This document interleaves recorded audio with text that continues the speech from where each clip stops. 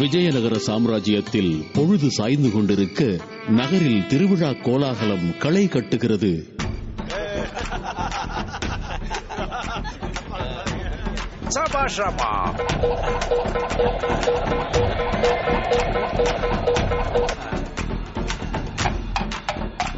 கொஞ்சம் கவனம் செலுத்துங்கள்.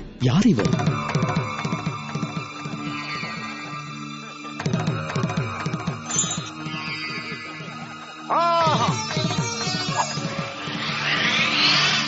சபாஷ் ராமா.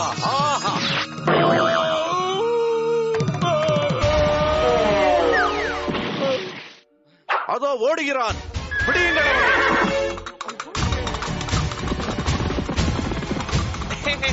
உங்க குதிரையால என் குதிரையை பிடிக்கவே முடியாது. பிடிக்க முடிஞ்சா பிடிச்சுக்க. ஓடு, வேகமா ஓடு, வேகமா.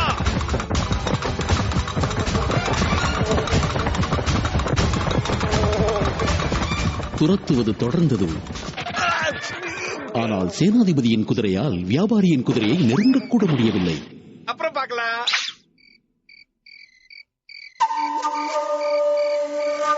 சோம்பேறி குதிரையே, கழுதையா இருக்கத்தான் லாயக்கு. ஒன்னாலதான் அவன் தப்பிச்சு போயிட்டான். எல்லாம் நம்ம திட்டப்படியே நடக்குது நண்பா. நாளைக்கு நம்ம விஜயநகரம் போறோம். அங்க நம்ம வித்தையை எல்லாம் ஒவ்வொன்னா அவுத்து விடலாம். வெளிநாட்டுக்காரன் தான் இப்படி செய்திருப்பான் என தோன்றுகிறது. மகாராஜா, இந்த சின்னத்தை பாருங்கள். வெளிநாட்டு சின்னம் போல் தோன்றுகிறது. கவலைப்படாதீர்கள் மகாராஜா, நமது குதிரைகள் எப்படியும் அவனை பிடித்துவிடும். ஆமா, நம்ம குதிரைங்க ரொம்ப நல்ல குதிரைங்க. நமது குதிரை மகாராஜா மகாராஜா மகாராஜா அந்த மகாராஜா அந்த வெளிநாட்டுக்கார ஓடிட்டான் மகாராஜா. நம்ம குதிரைங்க சோனி குதிரைகள் மகாராஜா. நம் குதிரைகள் சோனி குதிரைகளா? ராஜகுரு, இதை பற்றி நீங்கள் தீர விசாரிக்க வேண்டும். உத்தரவு மகாராஜா.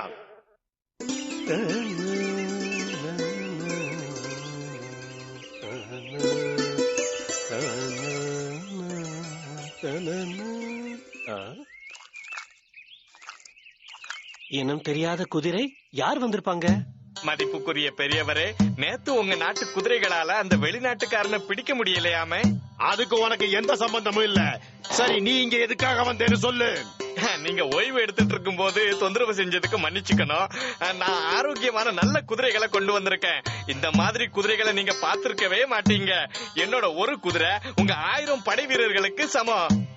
அதிர்ஷ்டவசமா என்கிட்ட விற்பனைக்கு சில குதிரைகள் இருக்கு. வாங்குறீங்களா? என்ன சொல்றீங்க?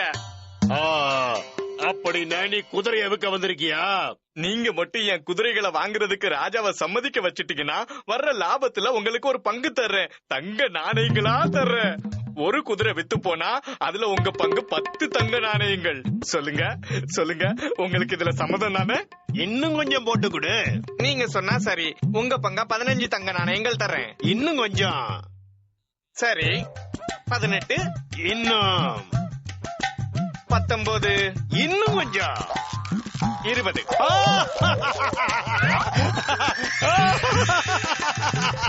எனக்கு சம்மதம்.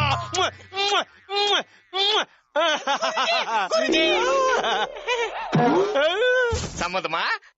நமக்குள்ள ஒப்பந்தமானதுக்கு அடையாளமா நான் தங்கத்தால அபிஷேகம் பண்றேன். நாளைக்கு ராஜசபைக்கு வந்து சேரு. உன்னோட குதிரைகளை எப்படி வித்து தரேன்னு பாரு. என்னோட கைவரிசையை அங்க பாரு. கைவரிசையை பார்க்கத்தான் போறேன் ராஜகுரு. ராஜகுரு, நம் குதிரைகள் சோனிகளா? என்ன காரணம்? மகாராஜா, உண்மைய சொல்ல போனா நம்ம குதிரைங்களோட வம்சத்துக்கு ரொம்ப பெரிய அவமானம். நம்ம குதிரைங்க இவ்வளவு சோனியா இருக்கு, அதாவது எலும்பும் தோலுமா இருக்கு. அத்தனை குதிரையும் சேர்ந்து ஒத்தனை பிடிக்க முடியல. எனக்கு என்னவோ நம்ம குதிரைகள் சோனியா இருக்கிறதா தெரியல. வாய மூடு விதூஷகா. குதிரைய பத்தி உனக்கு என்ன தெரியும்?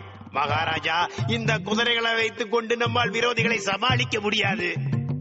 மகாராஜா, நான் என்ன நினைக்கிறேன்னா, ராமா, அப்படியா சொல்கிறீர்கள் ராஜகுரு?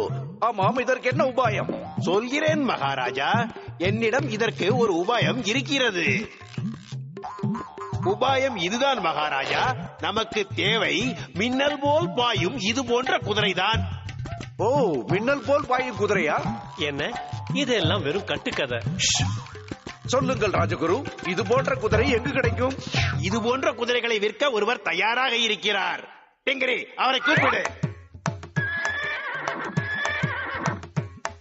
மகாராஜா, இவர் தொலை தூரத்திலிருந்து வந்திருக்கின்ற ஒரு குதிரை வியாபாரி.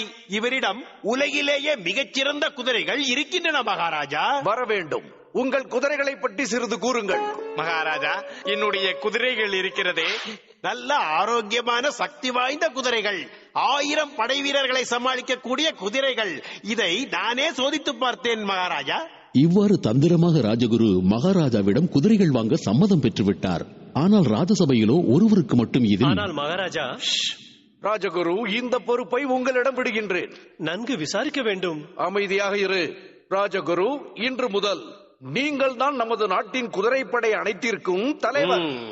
இது நான் செய்த பாக்கியம் மகாராஜா. இன்று முதல் நம் ராஜகுருவின் பொறுப்பு என்ன தெரியுமா? நமது ராஜ்யத்திற்காக சிறப்பான குதிரைகளை வாங்கி சரிவர பராமரிக்கப்படுவதை கவனிக்க வேண்டும். இன்று முதல் ஒரு குடிமகன் ஒரு குதிரை என்று அனைத்து மக்களும் பராமரிக்க வேண்டும். 3 மாதங்களுக்கு பிறகு நானே பராமரிப்பை மேற்பார்வையிடுவேன். ஒரு சிறிய விண்ணப்பம் மகாராஜா, தயவு செய்து எனக்கும் ஒரு நல்ல குதிரையை தாருங்கள். உனக்கும் குதிரை தரப்படும் ராமா. ராமனுக்கும் ஒரு வெளிநாட்டு குதிரை தரப்பட்டது.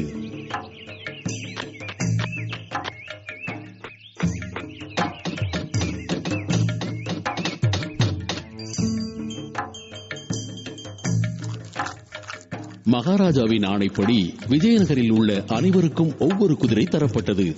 ஆனால் குதிரைகள் அரசுக்கு சொந்தம்.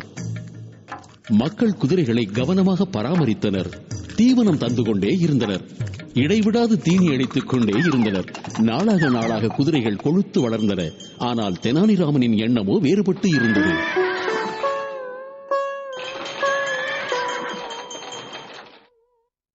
பிறகு மகாராஜா குதிரைகளை மேற்பார்வையிடும் நாளும் வந்தது. மக்களே, எச்சரிக்கையாக இருங்கள், வரிசையாக நில்லுங்கள். என்ன விதூஷகா, உன் குதிரை எங்கே? மகாராஜா, ராமன் குதிரையை கொண்டு வரவில்லை.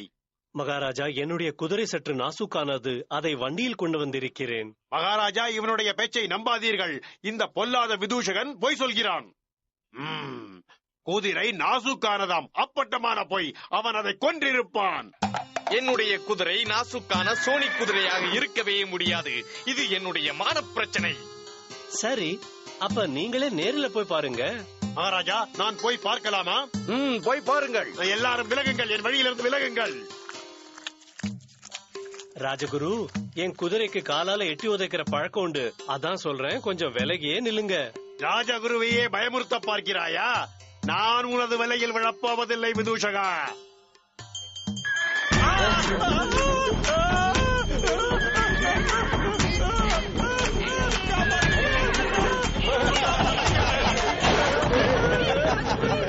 காப்பாத்துங்க, யாராவது என்ன காப்பாத்துங்க.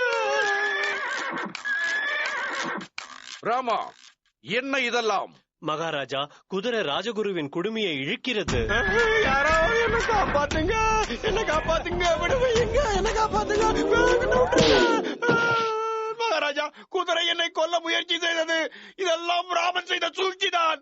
ராமா, இதற்கு நீ விளக்கம் அளிக்க வேண்டும். உங்களுக்கு இந்த கத்தி நினைவிருக்கிறதா? மகாராஜா, இவன் சொல்வதை எல்லாம் கேட்காதீர்கள். இது இவன் செய்யும் ஒரு புதிய சூழ்ச்சி. நன்றாக நினைவிருக்கிறது. இந்த கத்தியால் தான் ஒருவன் என்னை தாக்க பார்த்தான். மகாராஜா, கத்தியில் உள்ள இந்த சின்னத்தை பாருங்கள். எவன் இந்த கத்தியை உங்கள் மேல் வீசினானோ அவன் இங்குதான் இருக்கின்றான். மகாராஜா, அந்த படுபாவி இந்த குதிரை வியாபாரி தான். வீரர்களே, அவனை பிடியுங்கள். நான் போட்ட திட்டம் எல்லாம் தவிடு பொடியாயிருச்சே. சபாஷ் ராமா, சபாஷ். ராஜகுரு, உங்கள் முட்டாள்தனத்தை கண்டு வருத்தப்படுகிறேன். அது என்னவென்றால், நான் என்ன நினைத்தேன் என்றால் மகாராஜா, அப்பொழுது... வாயை மூடுங்கள் ராஜகுருவே. ராமர் மட்டும் இல்லாமல் இருந்தால் அந்த வியாபாரி நம் நாட்டையே கொள்ளையடித்திருப்பான். தவறு செய்தது அவர் மட்டுமல்ல மகாராஜா, நீங்களும் சற்று அவசரப்பட்டு விட்டீர்கள். நீ என்ன சொல்கிறாய் ராமா? சரியாக விசாரிக்காமல் நீங்கள் மக்களுக்கு குதிரையை கொடுக்க தொடங்கினீர்கள். இதனால் மக்கள் பல கஷ்டங்களை தாங்கும்படி ஆகிவிட்டது. தனக்கு சாப்பாடே கஷ்டம் என்ற நிலையில் குதிரைக்கு அவர்கள் எவ்வாறு தீவனம் கொடுப்பார்கள்? ஆருயிர் ராமா, நீ என் கண்களை திறந்து விட்டாய். இவ்வாறு ராமன் புத்திசாலித்தனம் மட்டுமல்ல, சமயோஜிதமும் தனக்கு கைவந்த கலை என நிரூபித்து விட்டார். வணக்கம்.